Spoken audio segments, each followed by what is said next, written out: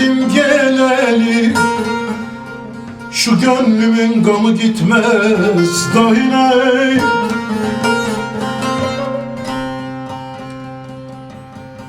Sevgili canandan ayrı düşeli, şu çeşmemin yaşı dinmez dahine.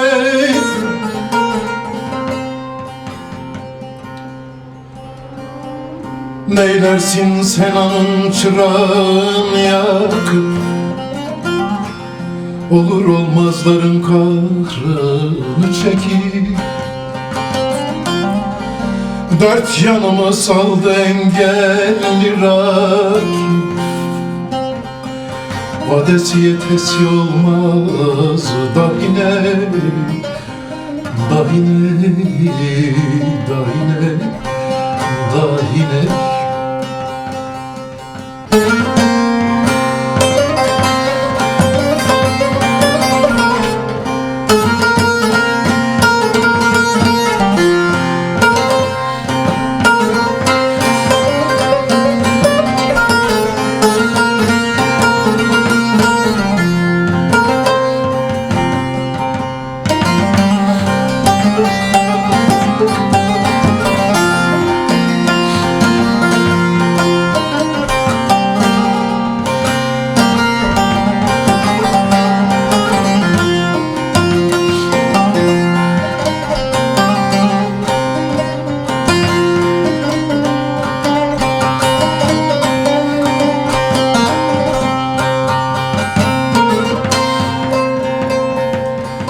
Gel dediğim yerde gelir isterim, dur dediğim yerde durur isterim.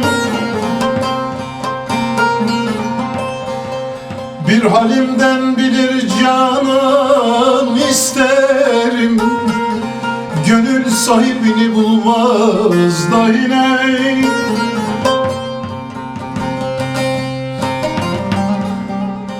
Pir Sultan Abdal der girdik bu yola, dost odur ki dostun yolunda öler. Tedbir üstüne takdir havale, kulun kendi dediği olmaz dahine. Dahine, dahine, dahine.